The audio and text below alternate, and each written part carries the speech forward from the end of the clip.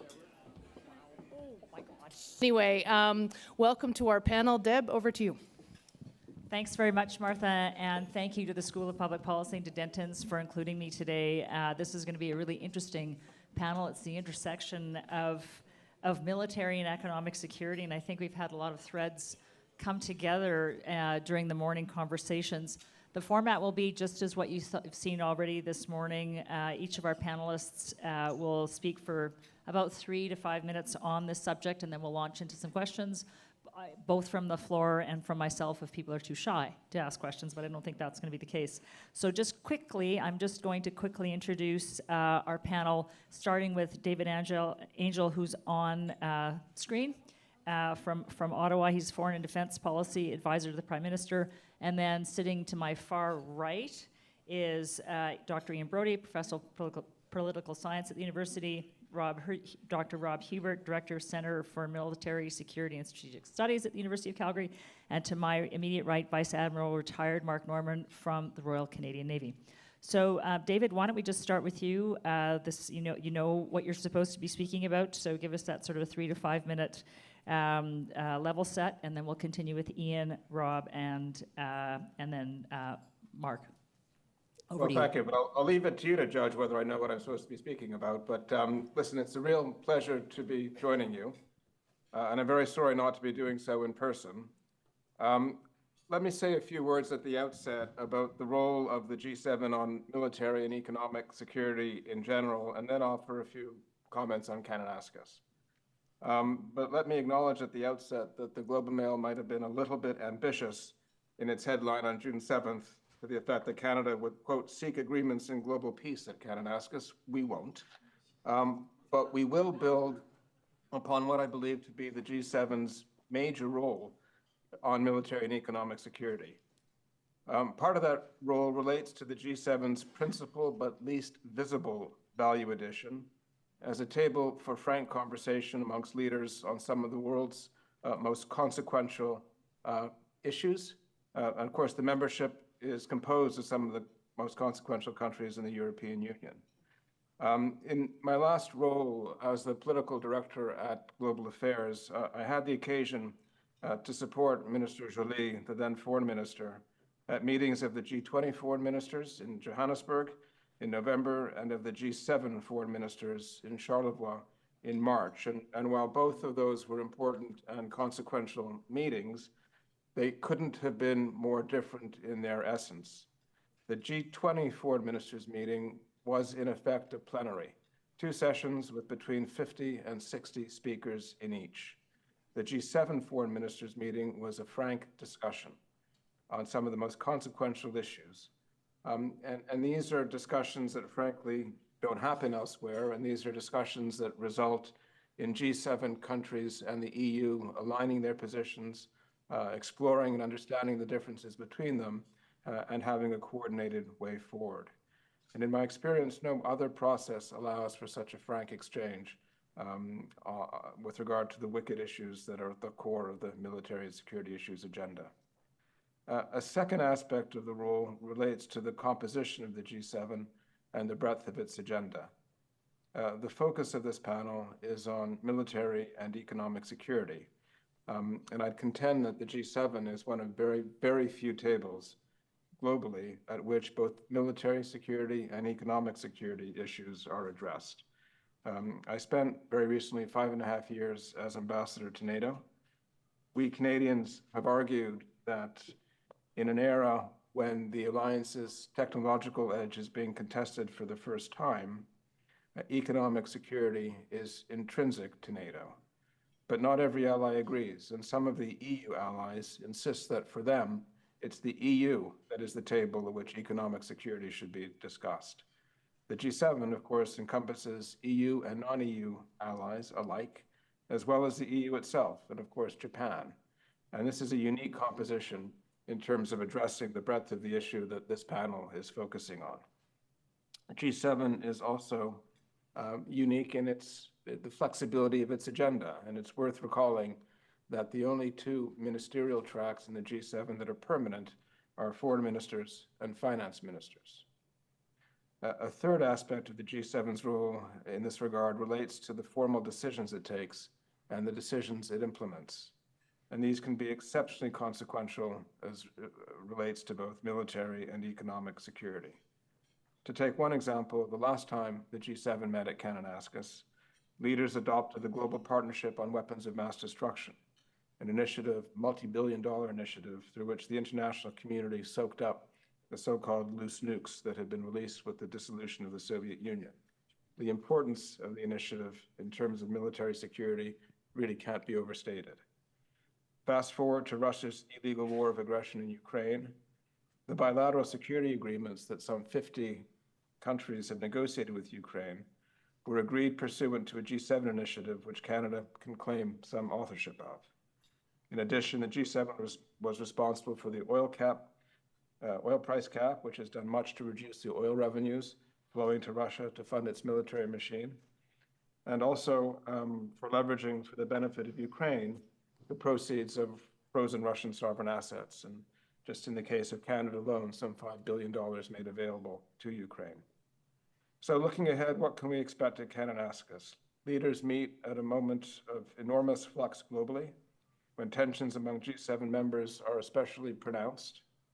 There's no doubt that important discussion of President Trump's tariff strategy will take place, for example, and what it means for the ability of G7 members collectively to address anti-market practices by large non-G7 economies. Leaders will discuss global security issues, including the situations in the Middle East and Ukraine. They'll discuss emerging technologies such as AI and quantum and how they'll be used, not an economic security or military security issue in and of itself, but one that is clearly related to both. The G7 only discussion will be exceptionally timely in the scope it allows to discuss developments in Iran at a time when the Americans are reducing their footprints on the ground, on Gaza, and on the Israel-Palestine issue on the eve of the Two States Conference, on Ukraine, on Haiti, and a whole range of other issues. In addition, the outreach sessions also stand to be substantial, with President Zelensky and NATO Secretary General Ret'd on Ukraine and on energy security with a number of key leaders. A chair statement is envisaged. We'll see whether a joined-up language can be agreed. Foreign ministers, when they met in Charleroi in March, were able to agree extremely robust language on Ukraine and other global issues, as they'd done in Munich a month before. And finance ministers meeting in Banff last month also came out with very strong agreed text. In addition to this, the G7 foreign ministers agreed 3 very consequential deliverables that span military and economic security. One was a maritime security and prosperity declaration, one focus of which was on Ukraine, but also another on the South China Sea. And the declaration touched upon critical undersea infrastructure, the illegal unilateral amendment to maritime boundaries, sanctions, and other issues. And as part of this, a G7 Nordic-Baltic 8 joint task force on the shadow fleet was agreed to address the means through which Russia has illegally brought in or exported petroleum and exported Russian grain. And so something that directly straddles the maritime economic and security prosperity spaces. And the leaders agreed as well a G7 sanctions working group to allow for a more joined-up approach to listing, addressing circumvention, and related strategic communications. So why don't I stop there? I look forward to the discussion. Thank you. Thanks, David. Ian, over to you. Thanks, David. Thank you. I think we've had difficulty sometimes considering the G7 as a security and military discussion because of, mostly we attribute this to the fact that it's not an alliance structure. There's no alliance commitments or arrangements across the table, and there's no command structure underneath the G7. The United States has hub and spoke arrangements with all of the other members, but the G7 itself is not an alliance structure. But beyond that, I think there's an underlying mismatch of military capability around the table. Obviously, the United States in a completely different class. There isn't the fundamental equality around the table that would allow for a more fulsome engagement on international security issues because the Americans have just several orders of magnitude different level of capability. And so I think the G7 has always been more comfortable on the economic side, and in particular on the economic crisis management side, obviously in the origins of the G7 with the collapse of the Bretton Woods arrangement. But I would see that over the course of the next couple of years, even that's going to come under challenge, insofar as the demand for increased military efforts by all of the countries around the G7 is going to be limited by the increasing inequality of the wealth of the countries around the table. In the last 8 years ago, you could see 7 members that were of approximately equal wealth. In the last 8 years, that's just increasingly become a divergent economic performance of the 7 economies. The average American is now approximately twice as wealthy as the average citizen of members of the other G7 countries. Europe has taxed and regulated its economies into a slow growth track as the dynamic American economy has powered ahead. And of course, in Canada, we have taxed and regulated our economy into shrinking over the same time for the average citizen. So not only that, the Americans have closed inequality gaps between the lowest 20% of their income spectrum and the highest 20%, whereas other countries have had increasing difficulty managing the fundamental economic equality. If I think we can agree around the G7 table that increased efforts for military preparations both in Europe and in North America and in Asia are required, if the economic trend continues, if the debt crisis of the United States doesn't somehow disproportionately injure U.S. economic performance, that military disparity between the members sitting around the table is going to increase. We may not be happy about America go it alone or take its own agenda approaches to management of issues around the G7 table. I think just the fact of the matter is they have now both the military and economic imperative to separate themselves, certainly from the European allies.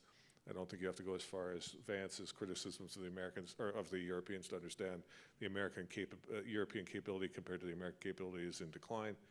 I think there's good reason to hope that we can power ahead on the Canadian economic side with a different regulatory and tax approach, but it will take some years to catch up. Really, the last 10 or 12 years of lost economic growth. And I think this will be the challenge for G7 as the leadership of the table turns over, as new leaders come to the table and have a 4, 5, 8-year run of leadership around the table. The G7 as a group of equals economically is going to look increasingly like the military side of the G7, where it's really the United States in a different class of both economic as well as military capability. Rob. Thank you. The G7 itself, in the context of understanding security, actually its experience represents security.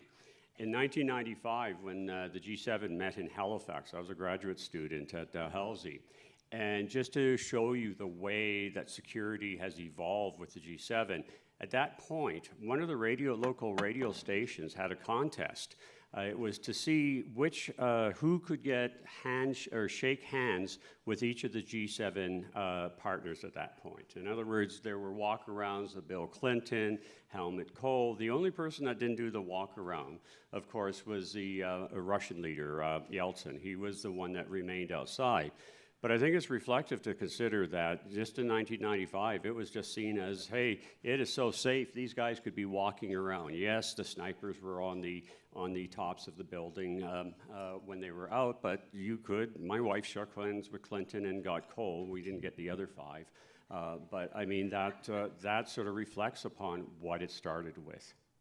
The G7 has had the potential to be transformational in the context of security.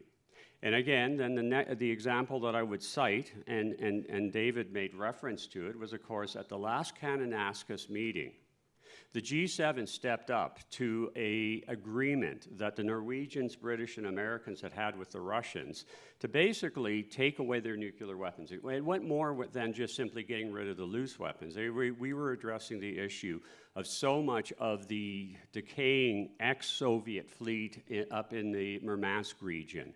And there was a real effort at that point in time to talk to the Russians. Talk also included in a broader context with the Ukrainian, Kazakhstans, and Belarus about whether or not these states still needed nuclear weapons. And of course, what we saw is that the Belarus, the Kazakhstans, and the Ukrainians said, yes, we will get rid of our weapons.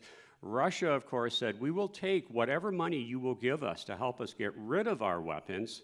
But of course, what we now know is that they took that money that they saved on that context and were able to develop an entirely new generation of what I would contend are much more deadlier weapons.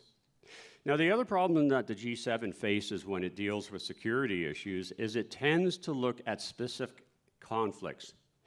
For example, in this current G7, the Ukrainian war will be discussed, and I'm not in the camp that calls it an illegal occupation. Let's call it what it is. It is a war that has been in existence since 2014 and not 2022. And so we have the situation that they will address that specific issue. I would say that from a security perspective, the G7 faces one of the most existential threats that Western society has faced, and it's based on two major elements. That you cannot treat this problem by just looking at specific conflict. We have seen a complete transformation of war itself. Again, we tend to think of ourselves in sort of a post-war environment, but the reality is from 1994 onward, we have seen the development of how the major powers fight, and that includes us. Because we have to sit and look at the list. It's Chechnya, several wars. Iraq, several wars. Afghanistan, several wars. Georgia, Ukraine. And what has been happening in that period is that everybody is learning how to fight in the modern era. That is stealth, that is speed, and that is confusion. But here's a real kicker that goes back to 2002. In 2002, the G7 did try to change the geopolitical nuclear deterrent system. They tried to give the handout to the Russians and say, we will help you get rid of your nuclear weapons, because why do you need them? If the Ukrainians don't need them, if the Kazakhstans don't need them, do you truly need them? And that probably would have led to other aspects. We are now seeing the development of delivery systems and modernizations of all of the major nuclear powers, but specifically the Americans, Russians, and Chinese, where we are moving away from elements of nuclear deterrence. The idea that, hey, we're going to have the type of weapon systems that we know about so that we got enough warning that if they fire at us, we fire at them, everyone dies, and therefore no one fires. The new weapon systems that we should have been following 202 are now designed to actually fight a nuclear war. So instead of dealing with the issues of just simply saying, well, we've got the Ukrainian crisis, we've got Gaza, we've got these individual issues, we need to be returning to that issue then 202 when they said we need to change the system. Now, Ian's right. The G7 is an alliance system, but remember, we have the major countries of the Western side, so we include the Japanese here in the conversations. And so I would contend that one of the lost opportunities that the G7 will not look at, because it looks at specifics, is in fact, again, to get that thinking that it had in 202, to say, okay, so what do we need to do? And the answer is clear. For the G7 itself, it has to be not just simply responding to the war that has existed in Ukraine since 2014, but how do you then go back to collective security? And so you see the advantage here. Yes, you've got the NATO countries, but you've got Japan in there in it. And so you are able to have collective security, which means in today's nuclear environment, the ability to deter, but also the ability to fight. And that's the part that we don't like. And I'll conclude on one other point for Canada. Canada, of course, is now fixating and congratulating itself because we say, okay, we're going to get up to 2%. You'll probably have to get up to 5%. I would say that Canada, along with some of the other nations, has to stop conflating security with numbers. It's not about getting to 2%. Remember, the Japanese, for the longest time, could not go over 1% of their defense budget, and they found all sorts of creative ways of going around it. It was about how you want to keep Japan from getting militarized. That was really what that 1% was about. And so when we talk about 2%, we really need to be talking about what is security for Canada. not what numbers do we get. How do we count Coast Guard? How do we count Veterans Affairs? Because that is the tendency. Because we are in one of the most dangerous environments that we have seen. And the G7 is ideally situated, as we saw in 202, to actually address this issue if the political will is there. Thank you. You've been set up really well. Well, good afternoon, and thank you. Thanks, David and Ian and Rob, for saying all the things that I would have wanted to say. But as the ex-military guy on the panel, I'd like to just go up to about 100,000 feet here, and I'd like to put these upcoming discussions in the broader context, if I could. And I'm going to try and put a couple of points on the floor here for conversation. I think the first thing I would say, and it's perhaps an overstatement of the obvious, the world has fundamentally changed. And I want to be very clear from my perspective, it did not change in February of 2025 when the administration of the White House changed. Okay? That is perhaps a catalyst for an awakening that was long overdue in this country in particular. I will join the chorus of those already today who have, in a backhanded way, thanked the administration for giving us the wake-up call that we long needed. But this has been going on for decades. And this has been an evolution of what we generically refer to as international relations, the entire global system upon which our wealth, our well-being, and all of those things that we hold dear, including our values and everything else that make us fundamentally Canadian, is under attack. It is under attack from a variety of different vectors, and we have finally realized that this is real and it's not just an academic problem. We must live and work and operate and plan in the world we are in, not the world we want to be in. We are inspired by vision. We are inspired by imagination. We rally around creative and inspirational ideas, and that is important. But we cannot lose sight of the practicality of the problems we're trying to manage. The integration, as David said in his opening comments, between economics and traditional security is foundational. It is the yin and yang that has defined the evolution of the globe for centuries, and it will continue to define it for the rest of our natural lives, including those young people sitting in the room. And thank you for being here and taking an interest in this stuff. Militaries exist primarily for one purpose. And Rob said this, and we don't like this in Canada. They exist to fight. They exist to fight in the national interest. They can do other things, but that is their fundamental purpose. Military folks, we are born and bred to prevent conflict. It is in our DNA. That is why we exist. However, ultimately, the purpose of a military, whether we like it or not, is to engage in conflict on behalf of the nation that it serves. You prevent conflict in many ways. Diplomatically, there's a whole bunch of levers of power that get used. But ultimately, if you are not prepared for conflict, conflict will find you, and you will not have the time or the resources necessary to catch up. To paraphrase one of the panelists on the last panel who was talking about energy security, in essence, what you're saying is, yeah, you have it until you don't. I know that it was much more sophisticated language, but it struck with me because the same thing is true of traditional military security, and they cannot be decoupled. And if that is the biggest lesson we take away from the discussions, not just today, but in the coming weeks and this early part of our our new awakening in Canada in 2025, then that to me is success. But we have a long way to go, and there's a lot to unpack. Thank you, Deborah. You've actually sort of given me an idea for a question that sort of touches on the fact that we have it till we don't. And I think that everybody in this room has benefited from, we lived in this world of a peace dividend.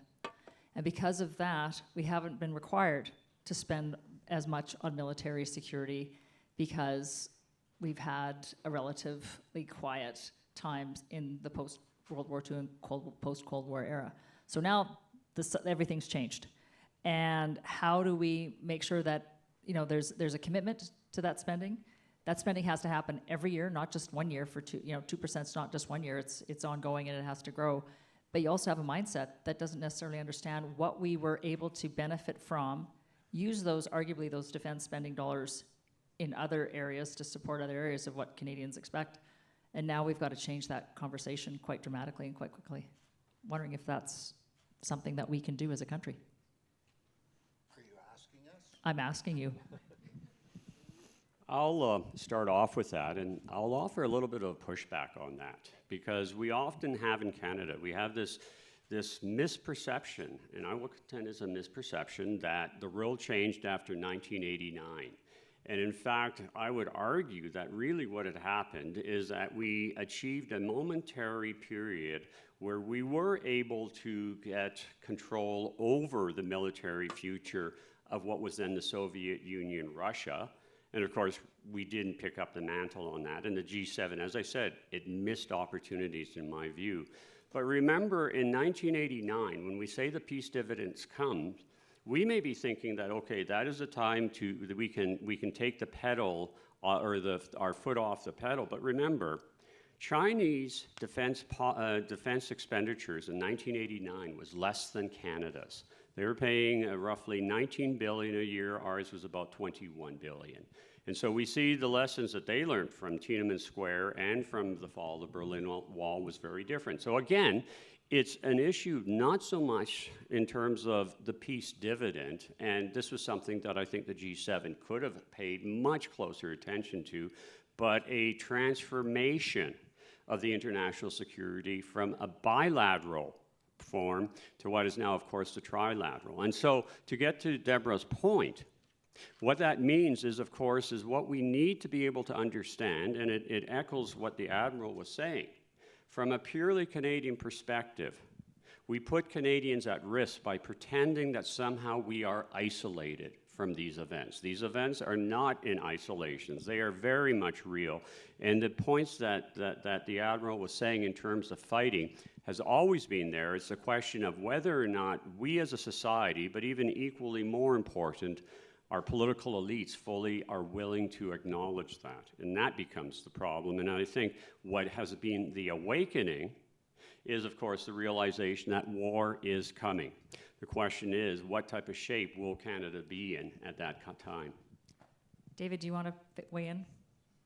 Yeah, thank you. I mean, you all heard Prime Minister Carney on Monday speaking of the way the world has changed, and geography was our friend, and we essentially exported military support to others through peacekeeping or through our deployments in West Germany. And now we live in a world where we are within range of the missiles of hostile actors. Whether we made a fundamental error in 1989 in thinking that we couldn't find a way to coexist with Russia and perhaps with China, I don't know. We can have a robust discussion about that. From the vantage point of my time at NATO, I would say that we did make a mistake in allowing our defense industry to shift onto a kind of assumption of a peacetime footing.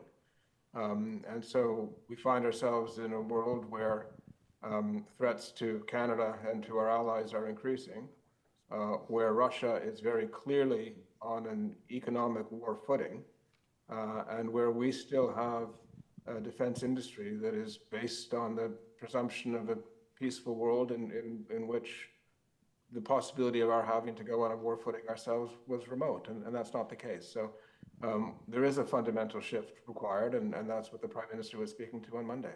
And it will require some significant choices on the part of the government. Mark, you wanted to weigh in? Yeah, I just wanted to pick up on one of David's points because this is, and forgive me, it's a bit of a soapbox issue for me.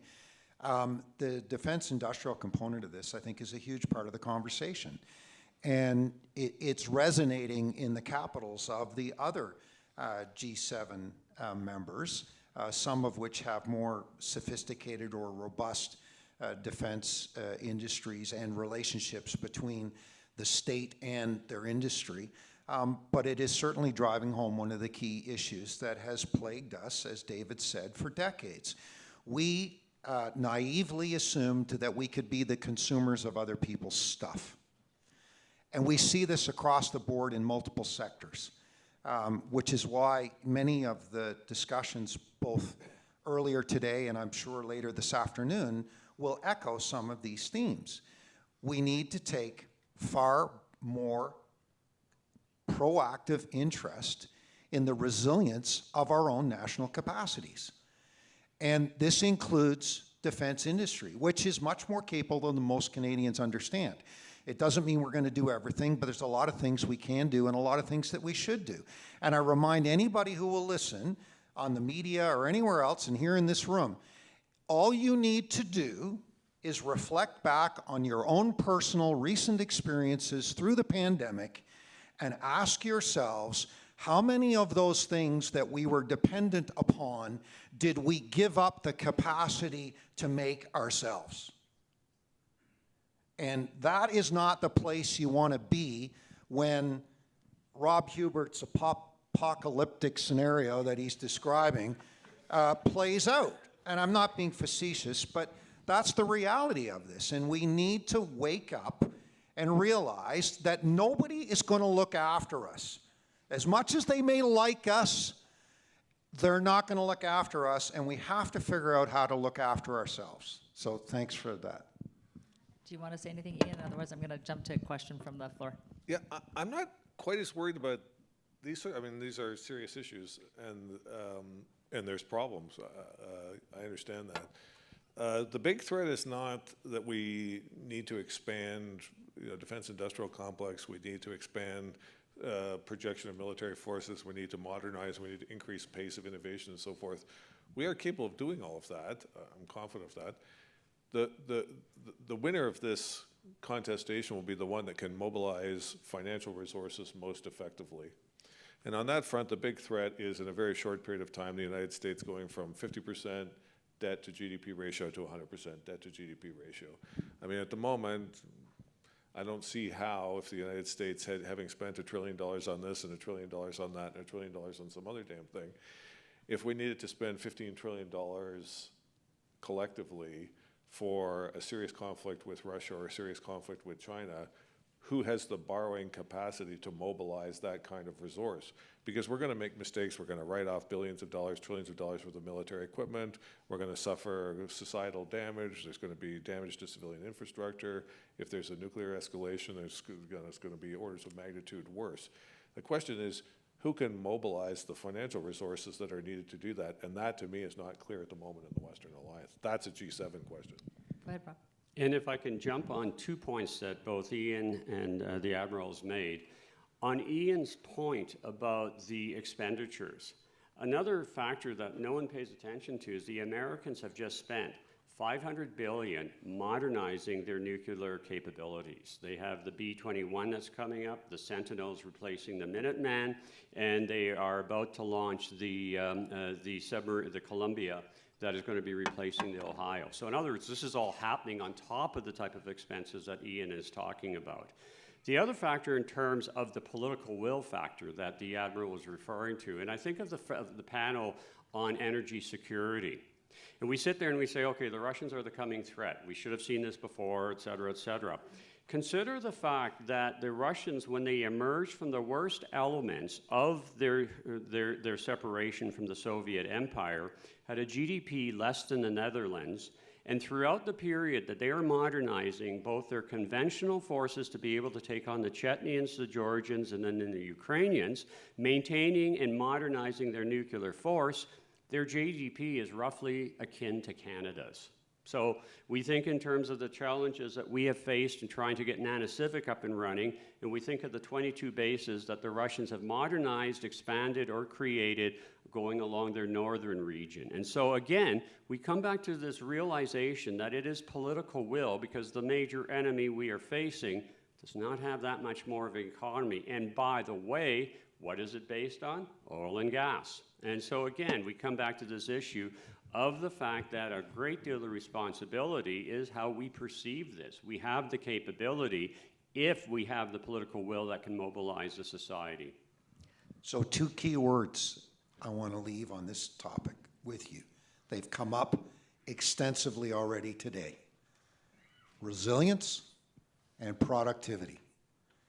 And they apply across multiple domains. Okay? And so Ian's talking about economic resilience.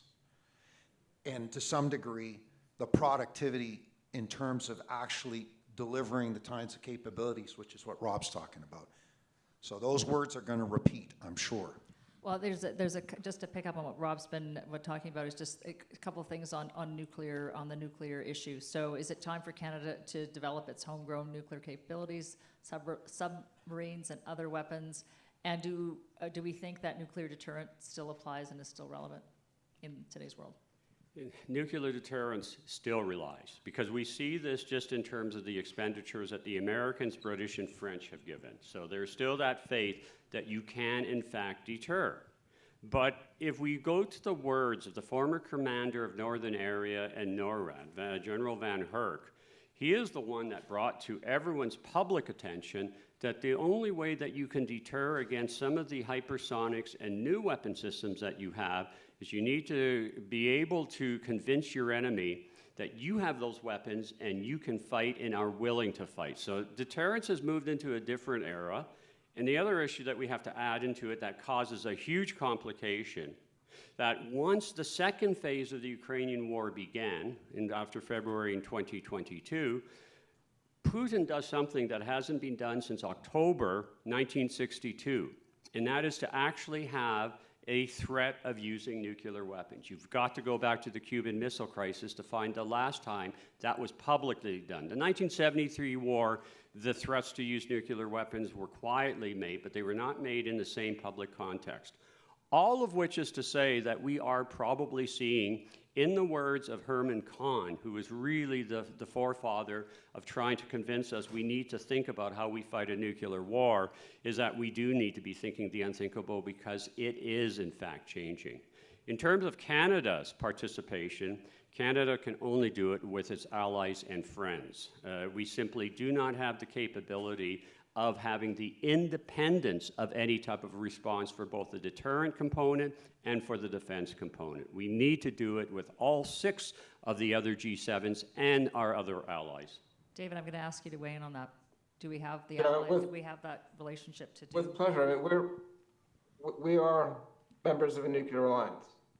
And it's important that the alliance have the nuclear capabilities it requires, but that does not mean that every single ally needs to have nuclear capability. We took a decision many, many years ago not to, and I have difficulty envisaging a situation where that would be revisited. What we do need is to have much more robust capabilities than we've had for the past period of time. And going back to an earlier comment that Rob made about whether we should be guided by a particular defense metric, the answer is no. We need to be guided by the capabilities that we need in order to keep Canada safe as part of an alliance and to contribute to that alliance. And the Supreme Allied Commander of Europe was tasked by leaders to develop a new family of plans in response to first Chechnya and then the full-scale invasion. He's done that. He's identified the capabilities the allies need to acquire. And so we have a big gap that we need to fill, and that's why the Prime Minister made the announcement that he did on Monday. We have paid increasing attention to our need to work with the Americans to ensure the defense of North America, and in particular to ensure the defense of our Arctic, and that requires enormous investment in new capabilities. So we don't need to be nuclear, but we do need to have a much greater and sustained investment in the military capabilities that we require. So there's a question from the floor again. It just sort of speaks to what you just referred to, David, about the recent defense spending, and that there's some cynicism around the fact that the 2% threshold has been announced to placate the G7 and also the NATO spend. So what should we really be done to force this to actually happen? A, B, the other piece is, of course, how does it fit into the Arctic security question? Hey, David, can I take that one so you don't have to? Do you mind? Sure, but I may jump in after if that's okay. Yeah, well, you can check my work here and say what the Admiral meant to say. So listen, this is not about a number, okay? And many people have said this, including the Prime Minister on Monday. It is a crude metric that we agreed to. It's not the best metric, but it is the agreed metric. But what should the metric be? Well, this is the problem, because it's complicated. The metric should be a fair share of what the military commanders in the alliance tell us we need in order to protect the interests of the alliance. But that is hard to translate into specific division of work. The Prime Minister Kretschmann mentioned earlier in his conversation with Mr. Manley, we got a relative percentage of car manufacturing compared to total consumption and all these things. You may remember that. You can do the same sorts of things across the alliance, but it becomes very difficult. And then it becomes very subjective. And so this is why the metric is the way it is. And it's going to go up. It's going to go up because it needs to go up. And we, in Canada, need to stop focusing on the number and start figuring out what it is that we need to look after our own interests. You look after your own backyard first. You're going to criticize your neighbors about not mowing the lawn, you might want to mow yours first, if you follow my simplistic analogy here, okay? So we need to do that, and I have said this, and I'll say it again, if we actually did the math properly, independent of a NATO obligation, and we were actually satisfying our own domestic and continental defense requirements and all those other interests that we have around the world, it would be well beyond the kind of numbers that are being kicked around. But because somebody else is telling us it's the number we have to achieve, we get all, defensive, and we dig in our heels, and we say, oh, yeah, we're different, and, it shouldn't apply to us, and whatever other analogy. Is that being recorded? Anyway, all right, well, it's too late now. That's the mantra of my life. Anyway, David, is there anything you wanted to add? Well, I just agree entirely that it's not about a number, it's about capabilities. And I think the Prime Minister said that on Monday. And the capabilities that are required cost a lot. If you look at the debate that's taking place in Europe, it's very different from the debate that's taking place here. I mean, the 2% issue is viewed by many of our allies as lower than the required. You've got the Germans talking about reintroducing conscription. You've got the Dutch laying off part of their public service to pay for increased defense expenditure. You've got the Danes putting in place new taxes to pay for increased defense. And it's not because of some magic number. It's because they're worried about Russian intentions. And you've got an adversary in Russia that is contesting the Euro-American Atlantic security architecture. And so we have to step up as an alliance in the way we never had to. It's costly, but it would cost an awful lot more if we didn't have the benefit of being part of a 32-country alliance. Are we a reliable member of a 32-country alliance? I think, and what do we need to do to make sure that we are? We're absolutely a reliable member. The problem is we've been shirking on our fiscal responsibilities to contribute, and we've been called out for it, and let's move on. History is useful to inform where we go. But as I said in one of my opening comments, we are where we are. Let's not lament how we got here. Let's figure out how we move forward. And the statements of intent that we've heard in the last little while are entirely appropriate to the circumstance. There is a whole hockey sock full of how questions that must be asked and answered over the coming months to get us where we need to be. But we are reliable. NATO does depend on us. We're making meaningful contributions. We're one of the few countries that's always there, whether it's in air policing or maritime naval contributions on standing forces, We've got a battle group deployed on the eastern flank of NATO, butted right up against the Russians. I mean, we are there. Is it what it should be? Absolutely not. But we're going to fix that. And oh, by the way, it took us decades to screw this up. We're not going to fix it in 2 years. But, oh, I wasn't looking for that, but thank you. Okay. Ian, you're twitching. In defense of the 2%, I mean, it's a crude metric, yes, but it was not an arbitrary metric. It was based on a snapshot assessment of what the alliance's security concerns were 15 years ago now, coming on to 15 years ago now. It was intended to price out what it would cost to do all the NATO plans that existed at that time based on the threat assessments that were done at that time. David talked about over the last 2 years, 2.5 years now, Supreme Allied Commander's got a new generation of plans based on a higher version of the threat assessment, trying to keep up with how the world has changed since the last 2%, the benchmarking that led to the 2% was done. It's obviously going to cost more than 2% to do all of the plans that the Supreme Allied Commander wants to have on tap in the event that the dirt hits the fan in Europe. And by the way, that's just one of the potential zones of threat that we have to worry about. And we'll meet whatever the requirement is for our part of the NATO contributions for a European land war. We have, as the Admiral said, our own domestic worries, which will, I hope, come first in the defense of North America. And then the previous government, presumably this government as well, has ambitions in the Indo-Pacific. That's an add-on to that if we want to give some kind of flesh to the bones on the security side of the Indo-Pacific strategy that we're supposedly trying to implement. We'll get a new version of that in the next year or so, I expect. Then that will be an add-on to that too. The 2% is a moving target, but although it's a crude measure, folks in the financial community here are used to meeting crude targets of return on investment and other financial benchmarks over the course of their corporate planning cycles. Are they all perfect? No, but they are what they are. They're not arbitrary. The 2%, the problem is that we're sort of 10 years behind on a 2% target that was elaborated on a threat assessment of 15 years ago. We're now going to have to catch up as the new set of plans get priced. I don't think there's an entirely clear understanding around the alliance table of what that's going to look like, but it's going to be a hell of a lot more than 2%. And again, that's Europe, not the North American piece, not if we want to play on the Indo-Pacific side. So the link to the defense spending has obviously been made to the importance of increasing economic growth and productivity and how it can benefit Canada, because we spend 75% of what we buy now goes to the States. So obviously this is a way to repatriate some of that manufacturing. So I guess there's a question that's come up about how the investments in Canada's military and defense can also benefit and or advance Canadian innovation and what those spin-off economic benefits might be. I want to be very careful about what we promise in this department. Okay. And then we'll go to David after you. Yep. Defense investments are for the purpose of adding to defense capabilities. There will be But the spin-offs. technology can be applied in many different ways, which is what's happened in the United States, correct? Yeah, of course.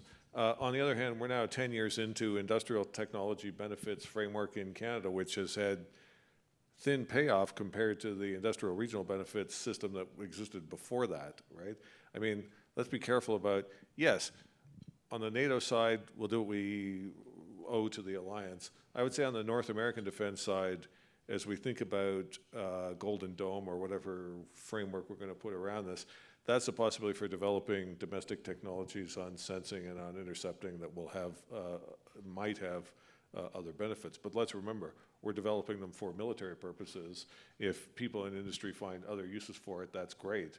But the purpose of this is not to build a Quebec-based aerospace industry or a Alberta-based fracking industry or whatever. The purpose of these investments is we cannot screw around with multiple purposes of the big defense purchase anymore. That's what's held back. That's why getting procurements out the door becomes complicated. That's why we make compromises in trying to make decisions about what kind of military force we want to be able to project. I think that one of the corollaries of the discussion here is that kind of multi-purpose defense procurement arrangement kind of has to give way to the primacy of the security side. Yeah, there's a If question. I that's can come up on just that. jump Yeah, in. David wants to add, yeah. And this becomes critical because one of the major focuses that the government has finally started to acknowledge is the centrality of the Arctic for Canadian security. And one of the greatest problems that we face is and again, it follows with Ian's commentary, is that much of the security that we need in the Arctic will not be dual purpose. Talk to the Norwegians about the inability when it comes to the stationing. If we go with the F-35s, we're not going to be able to have communities have weddings in those hangars at any point. They're not going to get close to those hangars in that context. The over-the-horizon radars are not going to just magically be next to where we might see some mining projects come forward. They're going to be in very difficult locations. And so the essence for Arctic security, we need to understand. We'd like to talk politically that it's going to be dual purposes and all sorts of opportunity, but if we're really talking about the security of Canada, it probably will have almost nothing in terms of economic opportunities. We can't live in a fantasy world here where this has no cost, it's actually a net benefit, it grows the economy, blah, blah, blah. This is going to be costly. If there's a conflict, it's going to be destructive. What we invest in this is going to come at the expense of the rest of the Canadian economy. This idea, we cannot live in voodoo, this is the true voodoo economics. That's how old I am to remember the origin of the term voodoo economics. The It's true from voodoo Ronald economics Reagan. is that we can spend a lot of money in an effort to destroy each other's infrastructure and kill a lot of people, and somehow that's a net benefit to the economy. It is not. It's going to be incredibly costly. So it came from David Stockman. David. Yeah, it's going to be costly, but if you listen to the Prime Minister's comments on Monday, he was very careful to draw the link between defense expenditure on the one hand and economic investment in the other. And it's true, we spent a lot of our defense dollar in the past in other people's economies, especially the U.S. economy. What the Prime Minister emphasized on Monday is the importance of ensuring that as Canadians are asked to spend vastly more on defense, they can see much of that money being invested in their communities. And we have industry that is superb. And if you're talking about cyber and space are now strategic domains for NATO, we have leading companies in the world in that sector. If you look at the ice pack with Finland and the US, we're world-class in construction of icebreakers. There are many areas where we have not invested as much as we can in our own economy in the defense sector, and there's a determined effort to address that. There's also a determined effort to diversify our relationships in defense procurement. 75% of the dollar is a lot to be putting towards the U.S. economy. We're working very closely with the European Union and others to see where we can have mutually beneficial defense procurement relationships. And then very quickly on the previous question, we are a very reliable, capable ally. Our soldiers are superb. If you look at the role we're playing in Latvia, if you look at the role we play, Jenny Carignar, Chief of Defense Staff, leading the NATO mission in Iraq, we deliver great value to the alliance, but our soldiers need more kit. And if you're looking at defending our Arctic, that's not a matter of the capability of individual soldiers. That's vastly expensive over-the-horizon radar systems, and we need fighter aircraft, and we need submarines, and we need new destroyers. Our soldiers are great, but they need the kit that they need. And what the Prime Minister said on Monday is that there's been a real lag in making that kit available and serviceable. We also need more soldiers.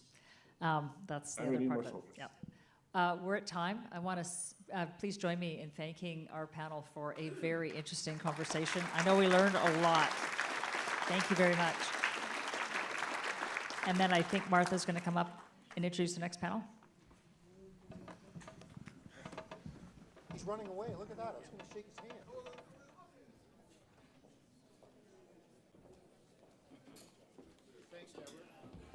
Oh my gosh.